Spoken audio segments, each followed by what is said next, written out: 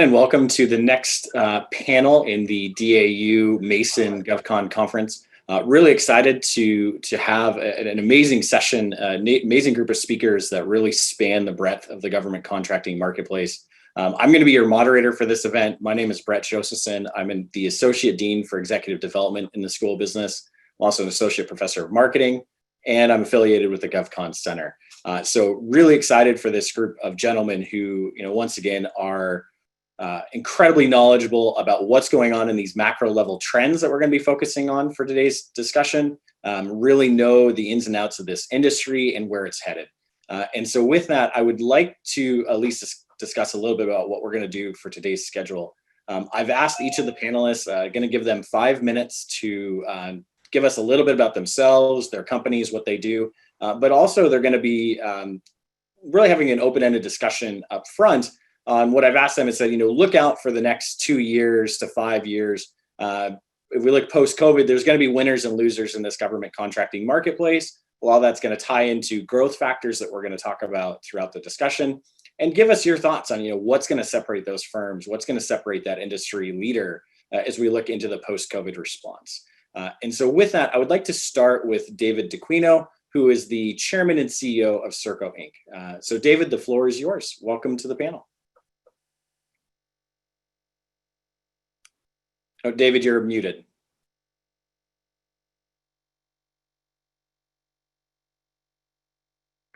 How's that? That working? We good? Yes, we can hear you. All right, great. Thanks, Brett. And I enjoyed the prior panels of some great government execs, and love the theme that came out of the last one. Silence is the authority to innovate in the far. So I like that. And as you said, we'll be the industry perspective. So from Serco, Serco is a leading provider of professional technology and management services. We're about $1.5 billion. We support every branch of the U.S. military and also some civilian agencies, the intelligence community, government of Canada, some state and local governments, and some commercial clients. So we're pretty diversified, about 8,500 employees. Services in 3 key market areas were defense, citizen services, we're transportation. And on the defense side, our largest customer is the U.S. Navy. On the citizen services side, our largest customer is CMS, Center of Medicaid and Medicare. So I thought that would give a little perspective for questions in the end. So, let me just jump in here. The Biden administration, wants to put in a centralized national strategy in place, which would create more opportunities that we've seen to date at CDC and NIH and FEMA as an example. The companies with existing IDIQs and BPAs that are in place with these customers could clearly have an advantage, and especially when we talk about immunizations potentially starting up. So that would definitely have an impact. The companies already performing test and trace would be an advantage again, but we'll see. We haven't seen it at a national level yet. And from a GovCon perspective, we believe the focus will be on the higher end threats and some of the technologies that are out there, maybe countering what China can do in this space, hypersonics, cyber, artificial intelligence. This is consistent with the existing administration, but they may be searching harder to find areas where we can add value across it. And, the general wisdom is the Army might be a bill payer here on this side. So a couple other comments I want to make.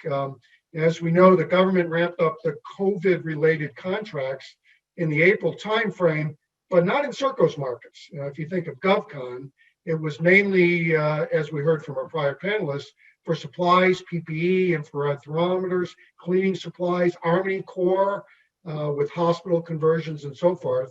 So for the most part, the government used their existing toolkit, which is really interesting. The range of traditional contracting mechanisms, standalone contracts, the IDIQs that are out there, and of course, sole source. Now, in some cases, we did see some new contracts put in place, like for call centers and small business loan recipients, helping there. In other cases, if a customer had an existing vehicle, they could accommodate the scope of the COVID-related work. They use that as a starting point as we go forward. And then in April, we saw existing medical facility sustainment contracts get put out there. GDIT and 8 others held slots on a few contracts, so they were the beneficiary of some work there. And CDC had an existing BPA for the Office of Public Health Preparedness, and they issued task orders against that. And then we witnessed some sole source, DLA, some sole source contracts with Patel, with Parsons there as well. Contractors that we recognize in GovCon that were able to assist there very, very quickly. So the tools in the toolkit were used in the new contract. For the most part, we didn't see anything other than the traditional contracting mechanisms. And here's the important perspective for us. We didn't play where others with OTAs had the mechanisms in place. So our standard GovCon work, pretty much unaffected. And there was a significant, let me talk about M&A, because I know that's a piece of it here. There was absolutely a significant slowdown in M&A in the spring, particularly new project or new process launches pretty much dried up. Some deals were already in process and they've since closed. Amentum and DynCorp were out there, and KBR and Centuri were another one. Perspecta, DHPC. I mean, there were some pretty sizable ones, but other deal processes were pretty much put on pause as the owners and the bankers waited to see how the markets would hold up. Valuations, credit markets, very clearly were ones we watched. Now, things are pretty stable though, so those processes now are moving forward, and we're seeing that activity pick up pretty significantly. I will say Circle's M&A strategy hasn't changed at all due to COVID, apart from having a few extra months to refine our priorities. That being said, we are now seeing a flood of targets, and so are our competitors. So the overall observations, I'll say, valuations are still elevated, which is very interesting and not something I would have predicted. Credit markets have come back. It's a stable place to deploy capital compared to something like, say, commercial aero, which has been hit hard. I think we're maybe 2 years away to see that recovery. And our competitors in private equity are still going to invest heavily in this space. So I think it's going to be very dynamic. Why don't I end there with those comments, and we'll go over to the other panelists and we'll get into it. Awesome. Thank you, David. Coming up next, I'd like to introduce Dan Prieto, who is a senior strategy executive in Google Cloud's public sector business. So Dan, go ahead and tell everybody a little bit about yourself and what Google's been getting up to in the cloud sector, and then also your thoughts on kind of the post-COVID growth sector. Dan, you are also muted. Sorry about that. Thanks, Brett.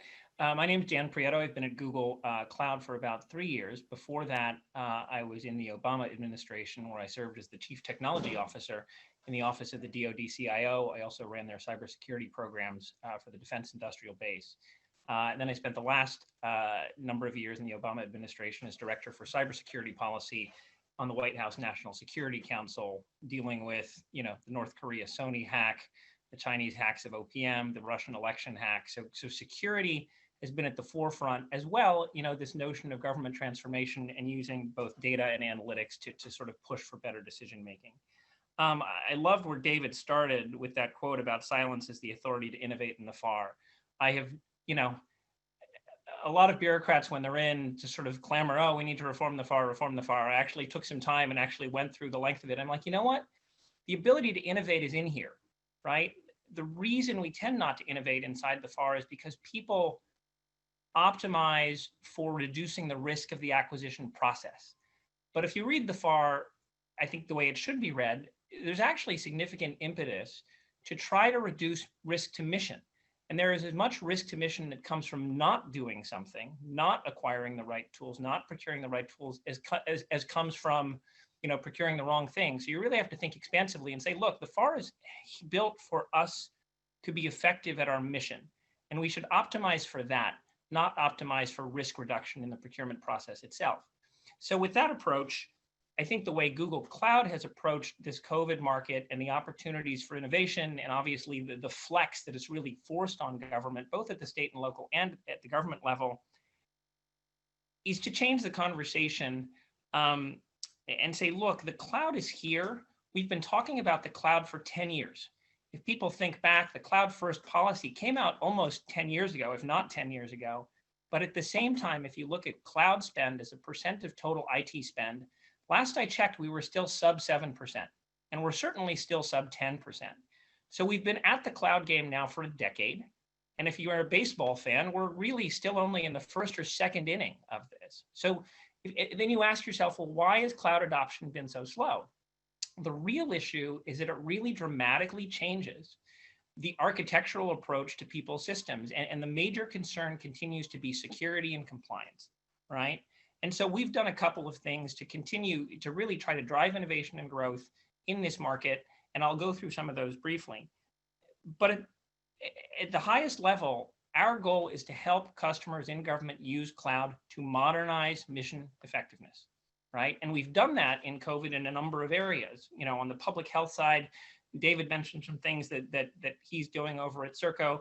We also have been involved in driving innovation in symptom tracking, contact tracing, you know, how to get managed logistics around PPE and hospital beds, have greater visibility end to end. We're now pushing a lot of innovation around how to do vaccine distribution and how to do better pandemic modeling in terms of the growth and changes and how it's moving through society.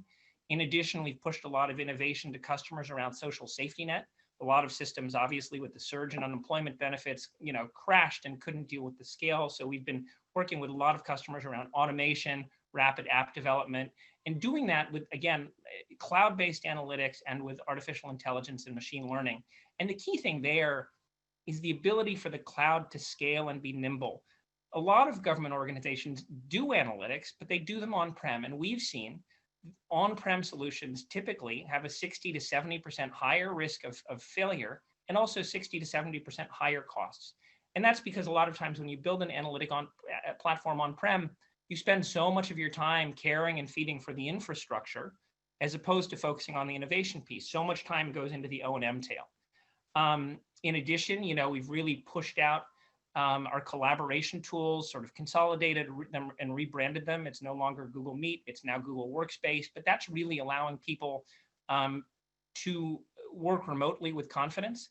And that, you know, and the push to remote work in government was really characterized by a backward-looking view of technology where the resources you get access to are determined by the network you access them from. Still a very network-centric, perimeter-centric approach. And with the COVID surge, people dealt with remote work by scaling up VPNs and pushing out more custom hardware to people's laptop access, specific laptops for homework. But the reality is, over the next couple of years, people are going to shift from a network-based approach to security to a zero-trust approach to security. I think Gartner predicts that by 2023, I think it's about 70% of people will have gone away from VPNs to a zero-trust approach. The challenge there is people are like, okay, I get zero trust in theory and in concept, but how do I get there from here?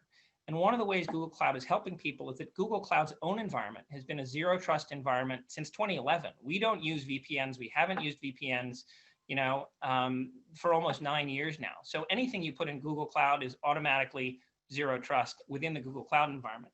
We're also pushing to allow people to have tools to use Google Cloud to extend zero trust into enterprise networks. So for example, we have a zero trust remote access tool that allows people to use the cloud for identity and authentication to access web-based applications inside the enterprise.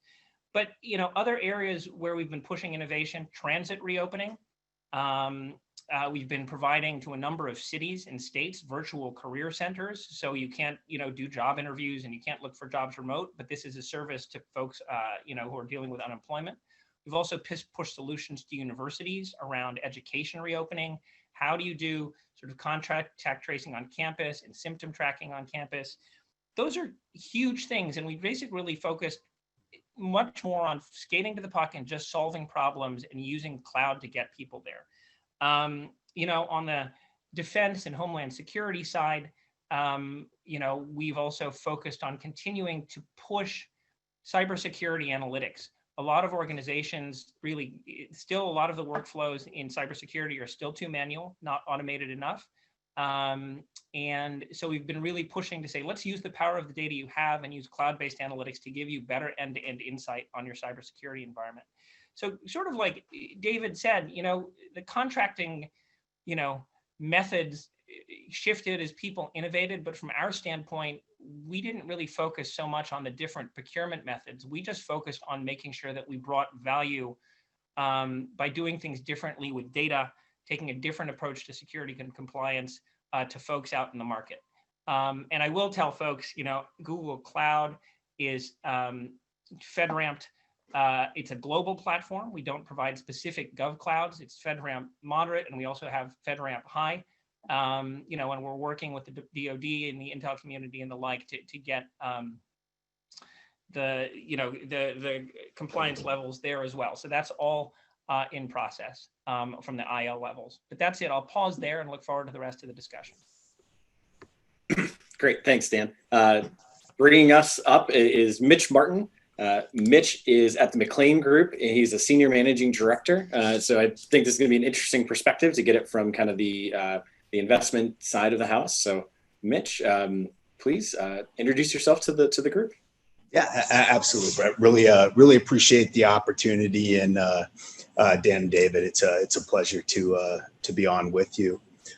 Just a little bit about the McLean Group. We're a middle market investment bank. We're headquartered here in McLean, Virginia, and really do two main things. We have a business valuation practice that we believe is one of the largest in the Mid-Atlantic region. At any given time, we have about 300 clients, and that really spans all sectors, but defense and government is certainly our largest focus area.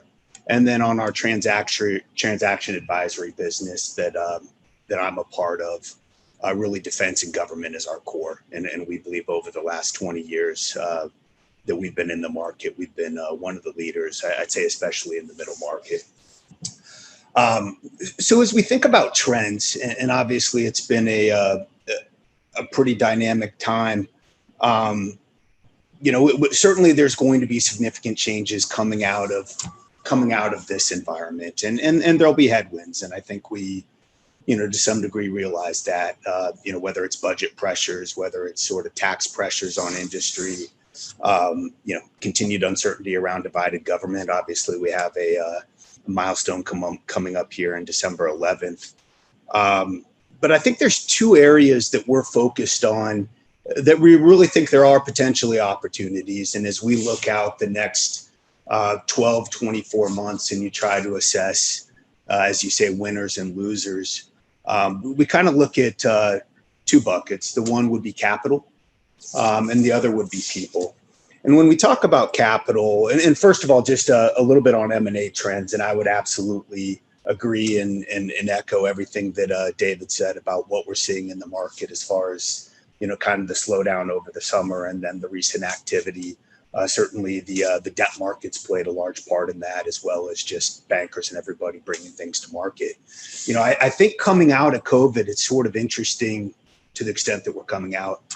I think we've seen more capital flowing into this market than we've ever seen before. And I'd put that in a couple buckets. I think generally balance sheets are very healthy. And, certainly in the mid-tier and lower middle market, balance sheets have been propped up by some of the stimulus packages. Frankly, just the debt markets have absolutely opened back up. And companies are able to get the types of leverage that they were able to get historically. And clearly the cost of debt is very low by historical standards. And then I'd say a third bucket, and I think we're going to talk about this a little bit later, is private equity. We have seen significant activity from private equity really throughout this period. I mean, that's sort of the one group that's kind of always on the clock and is judged by their ability to deploy capital in a timely manner. And then we have seen, we've seen many new entrants come into the market, viewing it as a bit of a safe haven. And, to the extent that COVID has proven that out, we're seeing more. I'd say also with private equity, we're seeing more firms that are willing to take kind of non-controlled positions. So with that, the dry powder that's available to this sector right now is pretty significant. we are seeing a very dynamic market where people are going to be forced to place some bets. And so as you look out the next 12 and 24 months, we think a driver there is going to be, to some degree, how proactive companies are and how they deploy capital. And that's going to be very telling, sort of when we see how companies emerge. The other piece that we touch on, and I think, Dan obviously did a great job describing some of the factors here, and certainly had a better discussion than I will. But I think the other piece that we're seeing is people. The reality is that, I think everyone would agree that to some degree there's been a permanent shift in how much of the workforce is going to work going forward. I think there is going to be an emphasis on remote work going forward. I think to what degree sort of varies. And in the government during this period, I think both companies and government have continued to build out the infrastructure to support that. You have more workers going to the gig economy and some other sort of ways of working. And even in the intelligence community, which I think was obviously was hit maybe harder than other sectors here because of the inability to work on site. You are seeing, at least anecdotally, we're seeing more of the ability to do development on the low side and then, populate with data on the high side and maybe do things that could be a little more efficient. And what we're looking at very specifically is, based on these trends, we're kind of looking at these secondary markets. And these are markets that would have fantastic talent, maybe outside of the DMV or Huntsville or some of these centers that will be beneficiaries from these trends. And frankly, the ability to buy into these markets or grow organically could be a differentiator going forward, as we look at some of the trends. Let me go ahead and stop there, and looking forward to the conversation. No, that's great, Mitch. And I definitely want to circle back to the idea of finding diversity in the supply base for these companies outside of the area. And that's something that, we've done some research on, of trying to track, really where are the sectors in the country where you do have some of this talent that may be outside of that and potentially outside of what is, the DMV rate sheet for certain things. One, I'd like to have a broad discussion. I'm going to start with David and Dan to this question, and Mitch, I think have you circle back as that 30,000 foot view. But when we talk about corporate strategy for growth, coming to the section of this, and David and Dan, both of you touched on this, really from an academic perspective, we say there's really three sectors or three ways firms do it. They either make something themselves, they buy something from someone else, or they ally with another partner to do some new effort to achieve growth. And if you look at these basic make, buy, ally decisions for you and your organizations, what are you seeing in a post-COVID environment where you are saying, I'm going to push these strategic levers? In other ways, is this something where you're seeing this is going to be more of a make market? So first I want to start with your broad strategy. Is this something where you and your organizations are thinking, we're going to try to develop this capability more internally, or we're going to be looking to the outside markets to potentially buy a capability to bring into the organization to serve where we think the market's going? So David, I'd like to start with you. Obviously, big GovCon player in the market, how are you planning out the next 12, 24 months of your strategic planning?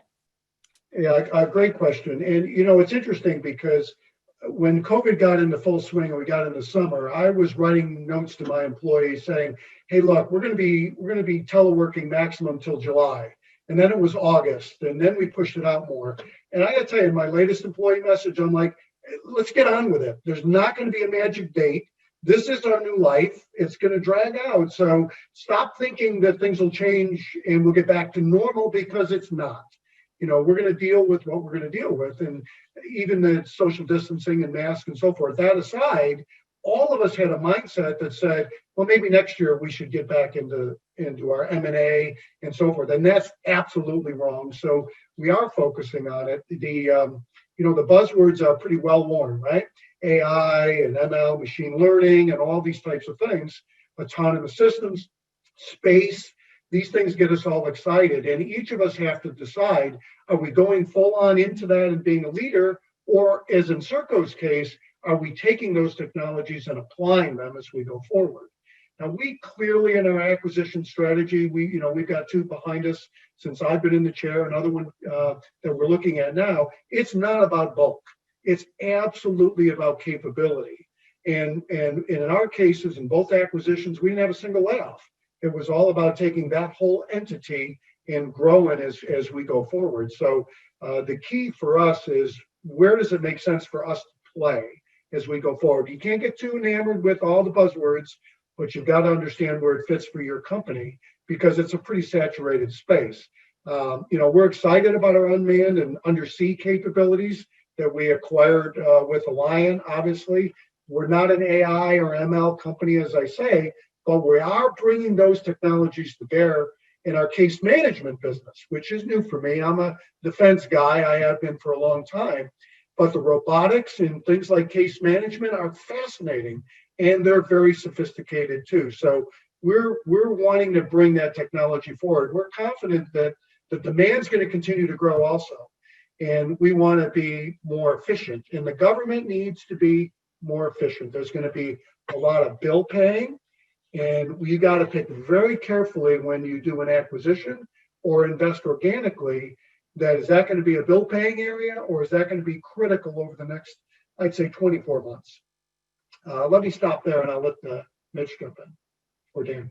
Actually, let's go to Dan. I think this is interesting. I think organizations that take two different different approaches, and I think shifting to Google's side, the idea of where you're kind of seeing that strategic play as Google seems more into those fast moving streams on data and AI and cloud versus Serco, a little bit more traditional in its portfolio. So Dan, could you kind of expand on some of those elements for us, please?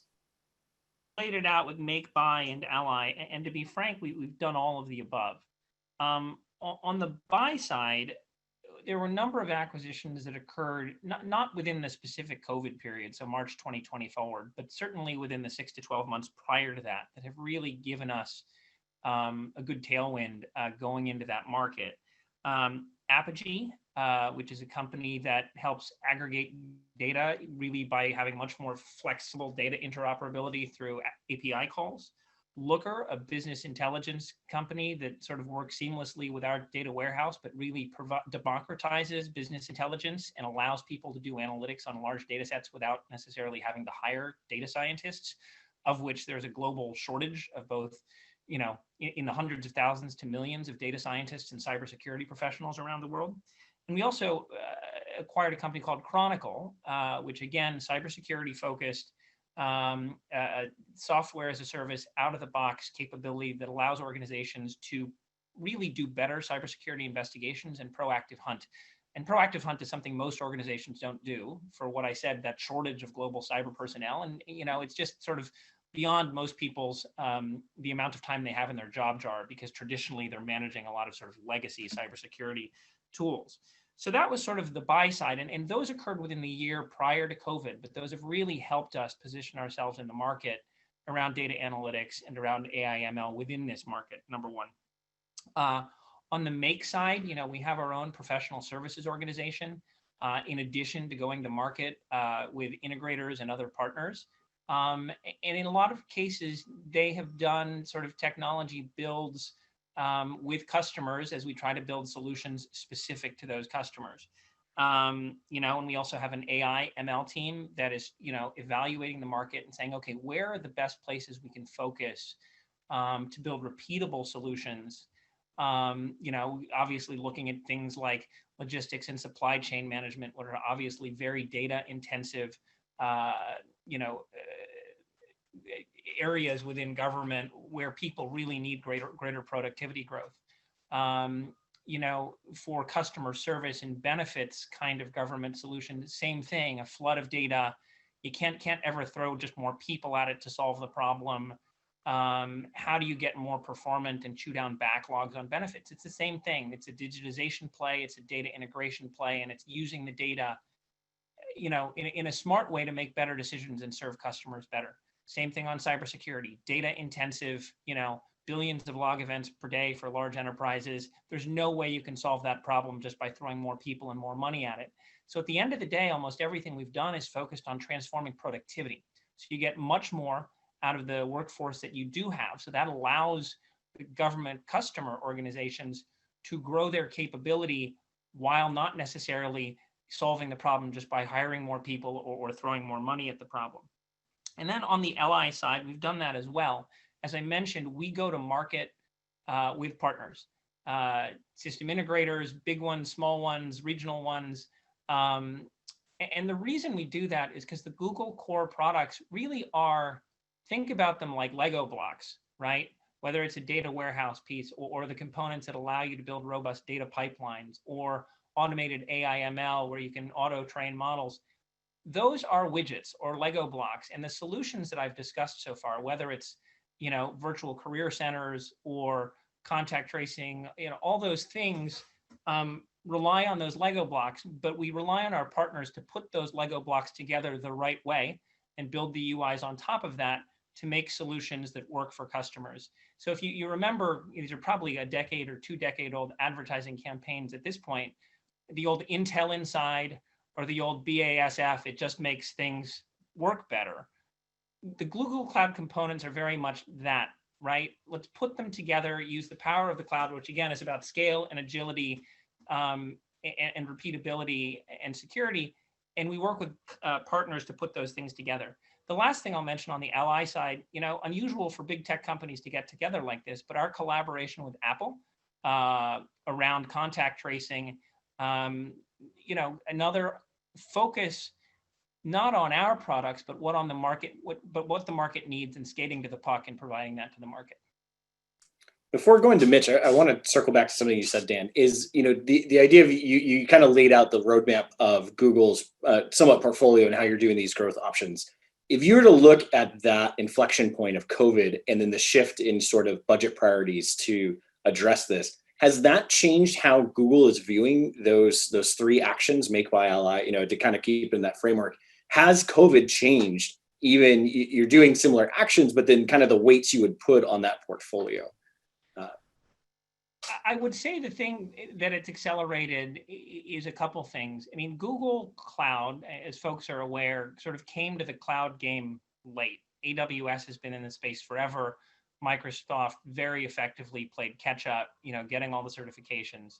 And again, they took an approach that was sort of based on separate public cloud instances. What we did was build a global infrastructure that supports all the other businesses we own, search and YouTube and all the things like that. And we said, we're not going to build gov clouds particularly. We're going to use our global fabric to serve, to serve all markets. And the reason for that is scalability and sort of innovation within that. You don't have to worry about managing separate cloud instances. But because of that, I would say it's accelerated. COVID done a couple things.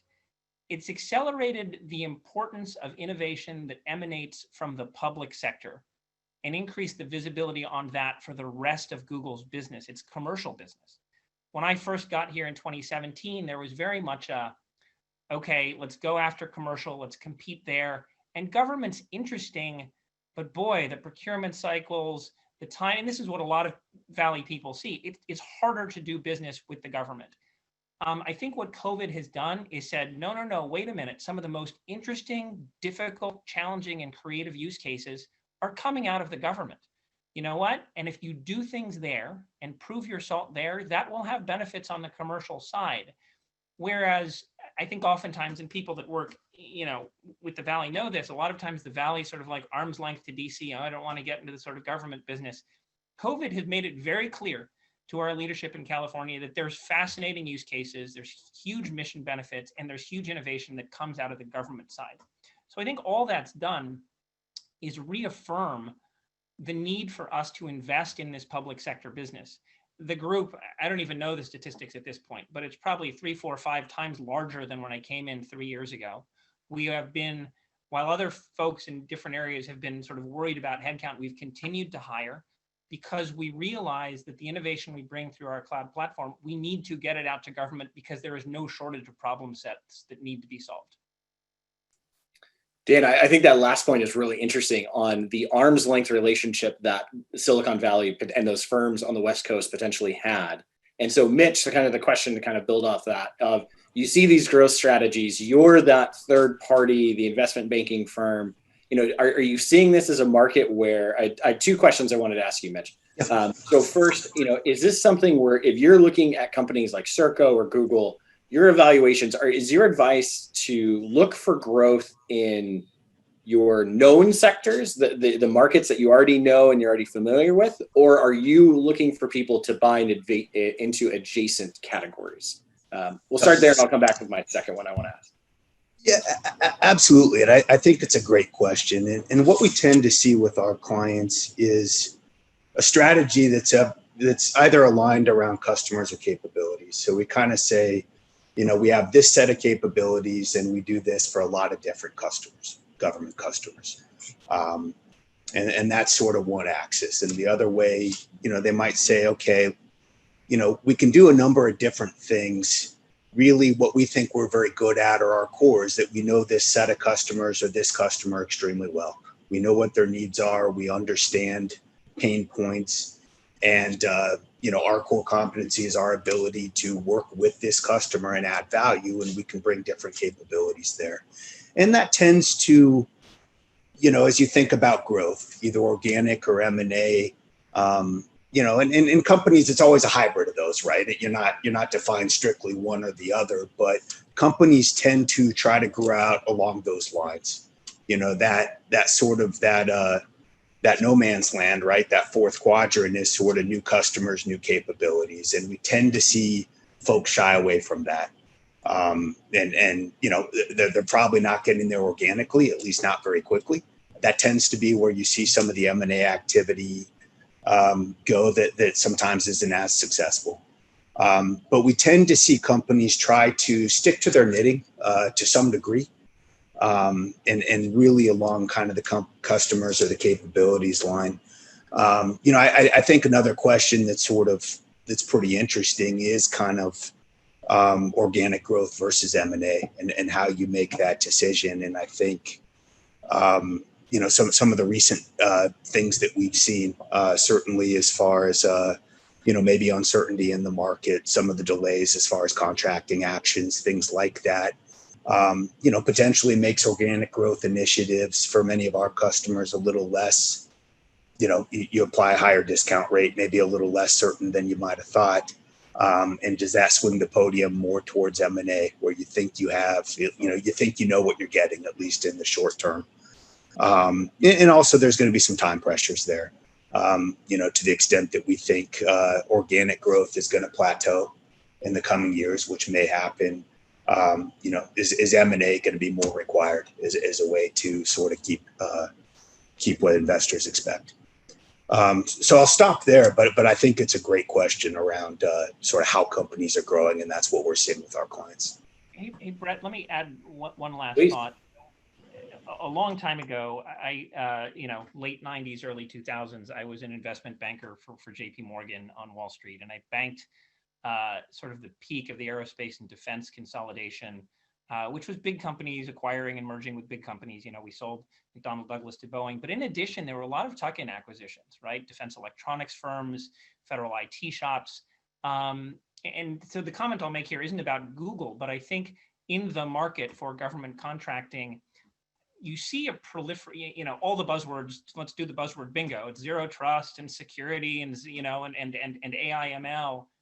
I can see there be a round over the next couple of years of systems integrators or sort of defense and national security companies doing a bunch of tuck-ins in these areas to create a portfolio of capabilities in the data analytics space, in the AI ML space. And we've seen some tuck-ins over the last 5-7 years in the security space. Sometimes they haven't been as effective as people have liked, as people tuck in, and then oftentimes those technologies get buried or don't get the kind of synergies that people expected. But I wouldn't be surprised that over the next 3 to 5 years, we see the kind of tuck-in acquisitions along these technology capabilities that we saw circa late 90s, 2000s on the sort of defense electronics, sort of boutique sort of services side. But we see it here again, like on AI ML and on data analytics. Just a quick thought based on historic view here.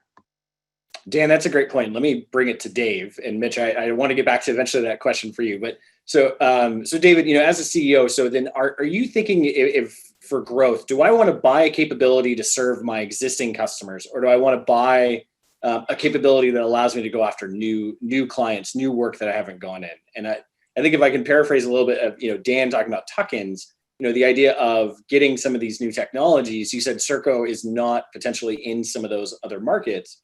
Do you see a lot of tendency? Are we going to start seeing more companies saying, I want to acquire new capability to serve my existing base, who I know and I have relationships with, or with changing priorities, I need to get into where the fast moving cash is, which may be outside of my known customer base. And I've got to imagine that tension exists. So I'd really be interested on your side as a CEO. Yeah, so that's a perfect tension that we want to talk about. We've been pretty consistent at Serco, looking at where we want to go inorganically, right? Organically, we of course have a plan, but if you look at inorganic and you look at what we've done, we've stayed on the product life cycle, if you will, and we've moved to get further on the life cycle. In our case, with the Alliant acquisition, earlier in the process, we picked up the engineering side. We've already had the systems integration end of the business, so that made a lot of sense to us. The normal knowledge, the common knowledge is you don't change customers and capabilities both. You do one or the other.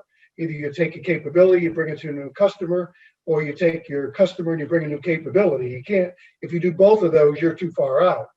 And companies, I think, exposed to the areas that we talked about, the hot areas, are going to be in demand, and they're going to trade at strong valuations. But there's other considerations that drive value. And I think that's where you were poking here.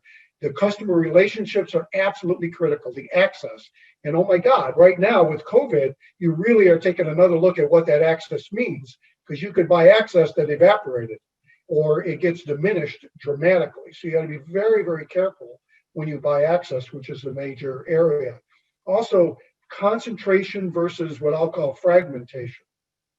Some diversity is positive, but you don't want to be a portfolio where you got lots of little bits of expertise, but no critical mass that you can go forward. So I think that's really, really critical. Today, you have to look at contract vehicles. When you're buying into a market, how do you access that market? It isn't just that you have the capability. You now have to have that contract vehicle, and you may be 3 years away from owning it, or then you got to go out and buy a contract vehicle so that you can get that capability to your customer. That's a whole nother realm of thought. So demonstrated momentum is the last one I'll point out, that you've got to make sure that it's been on a trend. You can't just go pick the latest hot thing. You've got to make sure it's an applied capability that you could go forward. And then, I'll end with synergy. Great, I'm buying this capability, but if this plus what I've got doesn't take me into another space, then there's no add-on value to that acquisition. I'm just buying bulk, and I'm not a bulk buyer. I want something that's going to take me to a different place. David, we got a question come in from the chat, and could you provide a little bit more clarity when you talk about contract vehicles? I'm assuming you were looking at buying into IDIQs or other different types, but could you expand on that for the audience? Yeah, absolutely. It's the IDIQ vehicles that we have, and we see all our agencies now putting out vehicles that are multiple award type of vehicles, IDIQ multiple award.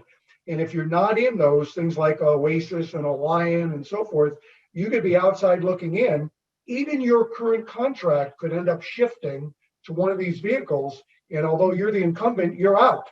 So you have to be very careful and know your customer of where they're headed. And they're also trying to get efficiencies.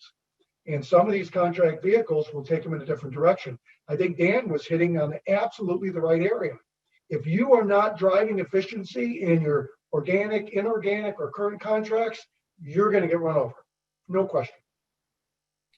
I've had that discussion with a couple of friends in acquisition on the federal side. And one of the things that and I'm a marketing professor, so I'm biased, that we say, efficiency is important and to be strived for, but not at the expense of effectiveness, that you still have to do mission capable work.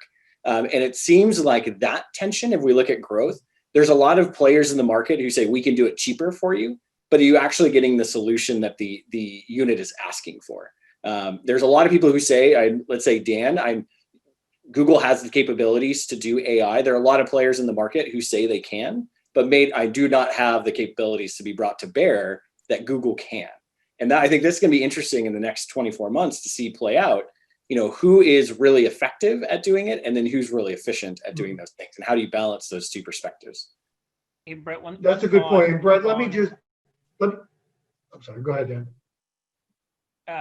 So one thought on the sort of efficiency and sort of cost reduction. We saw this after the '08 financial crash, right? There was a huge push around the sequester, by 9 and 10 to really, oh my gosh, how do we reduce government spending, right?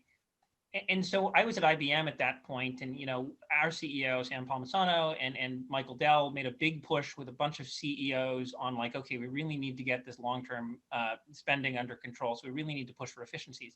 The challenge you end up seeing is that program owners and mission owners, you're exactly right, cannot make the choice simply around cost efficiency, because in a lot of cases they don't have the ability to capture the efficiency gains and actually use the money on other things. That's just the way sort of budgeting goes. So what we saw was the push focused solely on cost reduction didn't get a lot of traction. You really, and I think that's true back then and it's true now, you got to sell on mission effectiveness. And if it brings those kind of efficiencies, then it's a much easier sell to their executives. But cost alone is frequently not going to win the day. David, your point, and then we'll let me get to the question I've been meaning to ask Mitch. Well, yeah, I was just going to add in there, be careful on the efficiency, like you said, because a lot of folks are saying it's a brand new world, everything's telework, maximum telework, it's going to be that way forever, and it's not. Some of our industry folks on our industry side, yeah, we're going to 80% telework in some cases where it makes sense. The government's gone from 10% to 20. Ooh, big change there. No. And so you've got to be very careful that you get efficiencies with telework initially. Everyone gets excited. They get to work all day in their pajamas and get lots of work done, and they're not commuting. But eventually that loss of collaboration, that loss of intimacy, that loss of teamwork will kill you. And you got to be very, very careful where you swing that balance. David, I definitely want to get back to the customer relationships angle that you brought, because that is fascinating. Because to me, I've been really interested in how do you do engagements with your clients? How do you do the work on site? If you're in a SCIF, there's no way you can be telework. So how does that work in these really sensitive areas for the federal government? But Mitch, the one thing I've been kind of thinking about, as both Dan and David has been talking about, we know organizations herd towards cash and they herd towards available resources. And when the economy tanks, a big thought of government contracting is it became a safe harbor for many firms to look at business because Uncle Sam's not going anywhere. Do you see, as an investment banker, I've been really intrigued by Dan's earlier point that other companies outside of the known players are going to start coming into this marketplace. Is that something that you're going to see as more competition from external players and or more consolidation by key players? Yeah, no, I think it's a really interesting question. I think, and you can look at it sort of along two lines. I think Dan was speaking towards strategics potentially coming into the sector. As he said, some of the more interesting problems are here. Maybe this validates sort of some of the work that you're doing. I think an interesting, so that's one side. The other side that we are seeing, and it's very easy to see, is private equity. And I think we've seen, it's interesting. Again, Dan mentioned kind of 2006, 2007, you're at sort of the height of the market. We're maximum as far as OCO spend, that sort of thing. And you had a lot of people come into the market. A lot of private equity groups came in. And then shortly thereafter, you had sort of a downturn. You had sequestration. You had some of the challenges that went for a period. And some private equity groups that sort of invested in the one period had, frankly, it was a long time towards they could exit and exit with any type of a return that makes sense for investors. But those were sort of hard-learned lessons. And many of those private equity groups are still in the market. Frankly, there was a learning curve. They've come up to speed, and some of the leading pegs that you see today are still in the market. To some degree, we're seeing that trend right now. You are seeing many new funds coming into the market. As you say, kind of viewed as a safe haven. Obviously, we've mentioned kind of the cost of debt and the availability of debt. And frankly, we're seeing, theoretically, you shouldn't see private equity winning auctions on a regular basis over strategics, especially new entrants into the market. And we're seeing that on a regular basis. So I think it is interesting. One thing that it has done, frankly, and I think that private equity entrance into the market has done a couple things, but the one thing is it really has provided liquidity to sort of that, I'd say that lower middle market tier, where historically, some of these companies are going to be below the radar of strategics, and frankly, with the change in rules around M&A regarding set-aside contracts that came about in 2007, 2008, it is very challenging to acquire many of these companies. What we've seen is private equity, has been active in that sector, mostly as bolt-on acquisitions, but, they're maybe willing to take on more risk, especially with regard to set-asides than we're seeing some of the primes, as long as it's factored into price, right? So it's kind of a risk-return type model where, and obviously I'm speaking to the primes, where we have one of the major primes on the right below me in the little screenshot here, so he can, David can certainly speak to it. But we are seeing quite a bit of activity with private equity, and and certainly new entrances into the market there from that standpoint. Stop there.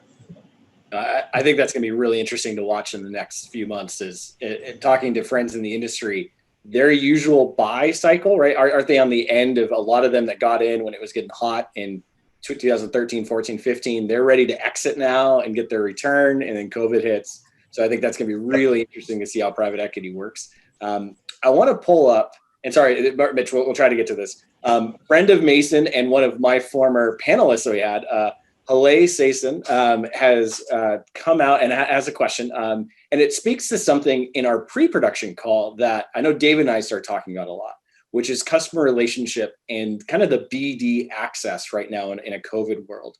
And so, David, I think the question, and then go to Dan on this, is it easier or more difficult right now to engage with your customer clients and to build relationships in a post-COVID or pre-COVID world?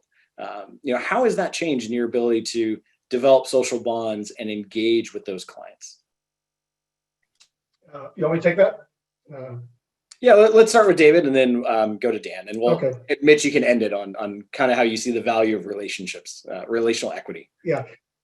So, Brian, when you and I were chatting, it was an interesting conversation because the perspective as I look back has been dramatic for me. I've had more intimate, detailed conversations with my customers during COVID than I've ever had, even in my career. I've been able to call the customer, and it starts with a discussion on COVID. How are you dealing with COVID? How are you dealing with teleworkers? How are you dealing with issues between your employees, with childcare issues and all of that? And then it drifts into really substantial discussions on our contracts and also where they're going and what their concerns are. It's been a treasure trove of information, and it's been genuine because you can't fake that, right? It's not like I started the conversation to do BD, but I walked away with more perspective than I ever would have got from any industry forums or conversations or discussions with a contracting officer. So for me, it's been very, very rich. The question is, will that morph as it goes forward? But I thought it's been great. It's been a heck of a lot more work, by the way, and it's not face-to-face, but it's definitely more intimate. Dan, before I jump to you, let me follow back up with David real quick. David, as a CEO, is this something that you were doing yourself before COVID? And were you having a lot of engagements with clients, or did COVID give you the option with virtual to engage with more clients as the CEO of a major company?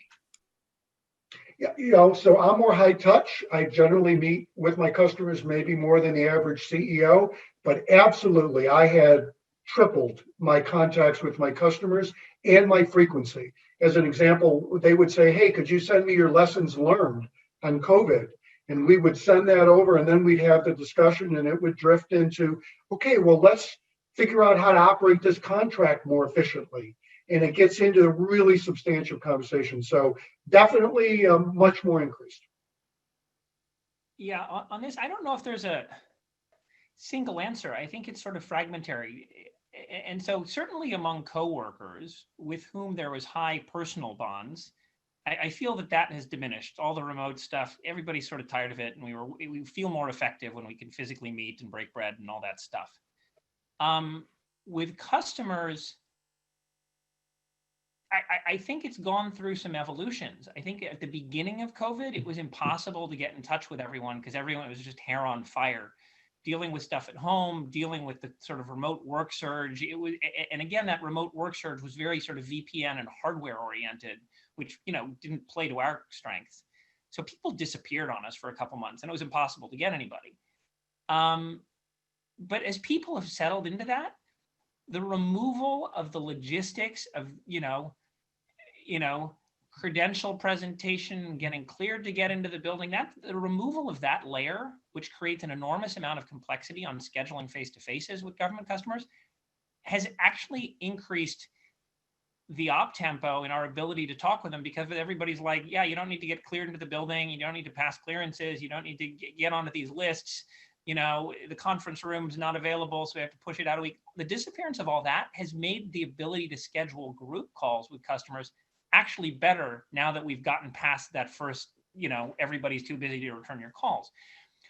I would also say that I've seen a difference between state and local versus federal versus 2008.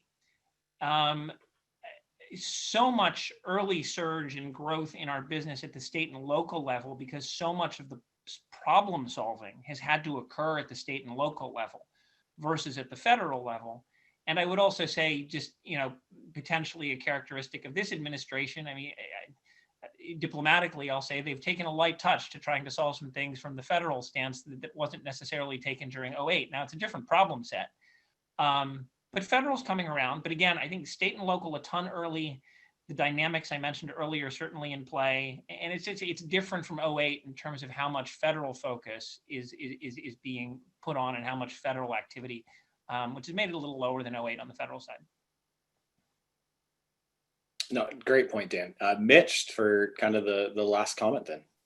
Yeah, absolutely. And I'd certainly obviously defer to David and Dan on this question. I think from what we hear from our clients, the inability to directly have access to the customer, to walk the halls, that sort of thing is making it harder for kind of new initiatives and maybe to break into new markets, and to some degree probably, helps out the incumbent. But that said, we're certainly, as David mentioned, we certainly, our clients are finding ways, to continue to build out those relationships and grow. I'll say from a kind of a personal standpoint, it's interesting in our business.